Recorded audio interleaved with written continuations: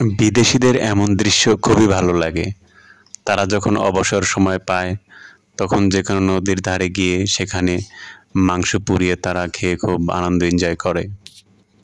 তবে সত্যি একই খাবার যদি ঘরে খাওয়া হয় তাহলে কিন্তু অতটা আনন্দ লাগে না, যতটা না নদীর পাড়ে বা কোনো প্রাকৃতিক পরিবেশে খাইয়ে পাওয়া যায়। আর এমন প্রকৃতি দেখতেও অত্যন্ত সুন্দর, যেখানে রয়েছে পাহাড় পর্বত আর নদী নালা। দেখুন বনভোজনে গেলেও কিন্তু এমন আনন্দ ফিল করা যায়।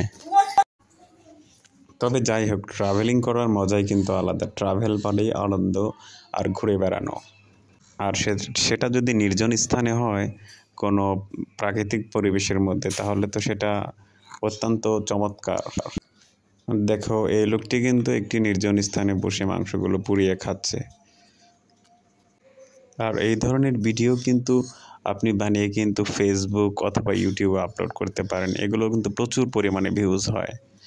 সবাইকে ভিডিওটি দেখার জন্য ধন্যবাদ এবং ফলো দিয়ে পাশে থাকবেন।